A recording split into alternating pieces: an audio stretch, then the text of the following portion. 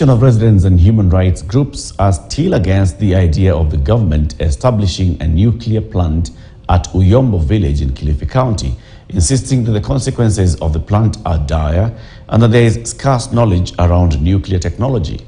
This claim is also supported by international activists who say the lack of knowledge is not only in Uyombo but almost across Africa.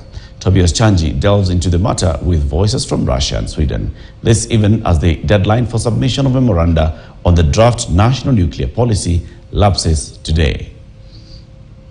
Sasa Kenya imekuwa kwa safari hii kwa miaka kama 10. Na tunasema ya kwamba hii mambo ya nuclear inakuwa regulated na International Atomic Energy Agency. He is one of the engineers working for the Nuclear Power and Energy Agency, NUPEA, speaking to locals at Uyombo village on the upcoming plant few months ago. From the reactions, however, it was evident how little nuclear technology knowledge has gone round. Moja kujenga kituo cha moto ama mabomu. Kama nyinyi mnasema watu wa Uyombo walikubali, minutes ziko wapi? Na mnawapa information nusu, na siku hizi kila mtu ana simu. Wanaingia kwenye mitandao, wana Google, wanaona wenyewe. It is from these that NUPEA retreated and called for public participation and submission of memoranda on the draft national nuclear policy. This will be a comprehensive legal framework for the nuclear power program in Kenya. But even with this participation that ends today, 12th December 2023, some stakeholders are wondering how locals can contribute to the policy without even being enlightened, and have now formed a Kenya Anti-Nuclear Alliance to oppose the establishment of such a plant. Because we believe very strongly that an investment into nuclear energy is not good for our country. It is bad for the ecosystems. The location that has been earmarked for the nuclear reactor is a very sensitive ecosystem. It is between the marine park and the Sokoke-Arabuko forest. So we believe very strongly that the agency implementing this is not taking it with the seriousness that it should. We have put in our opposition through the Senate petition.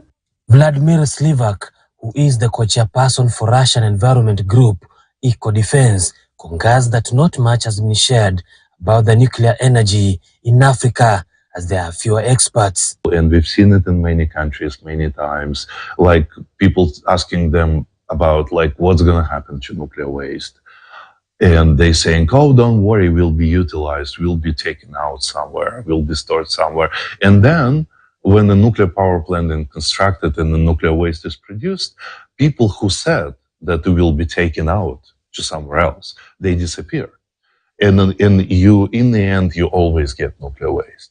It never works different way. You always get nuclear waste as a result of a nuclear power development.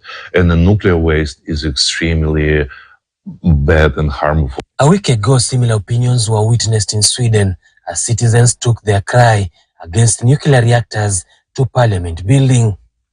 We are the Swedish Parliament, where the Greenpeace organization, which of course is a global organization, is meeting here with participants from all over the world to demonstrate against nuclear. Kenya's current effective or grid-connected electricity capacity stands at 2,600 megawatts, with supply being sourced primarily from hydro, geothermal, wind and solar.